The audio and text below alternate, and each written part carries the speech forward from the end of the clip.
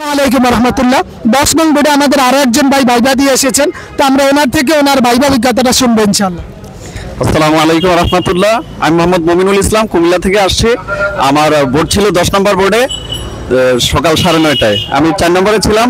আমার স্যার প্রশ্ন করছে যে সূরা ফাতিহা বলুন, সূরা ফাতিহার বাংলা অর্থ করুন। তারপর প্রশ্ন করেছে যে কোন সূরাকে কোরআনের মুকুট বলা হয়।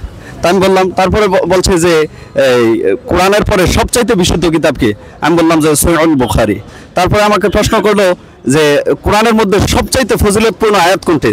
তো সেটাও আমি বলেছি আলহামদুলিল্লাহ, যেগুলো প্রশ্ন করেছে সবগুলোই পারছি। তো যারা ভাইবা নিয়ে অনেক চিন্তিত আছেন তাদেরকে বলবো যে আসলে ভাইবা নিয়ে কোনো চিন্তার কোনো কারণ নাই।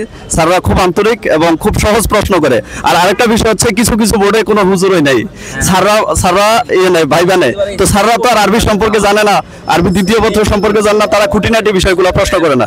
তো এই সর্বশেষ আমি আমার শ্রদ্ধেয় বড় ভাই শাহজালাল ভাইকে ধন্যবাদ দিয়ে আমি বিদায় নিচ্ছি। আসসালামু আলাইকুম। ধন্যবাদ ভাইকে ওনার সুন্দর অভিজ্ঞতা শেয়ার করার জন্য।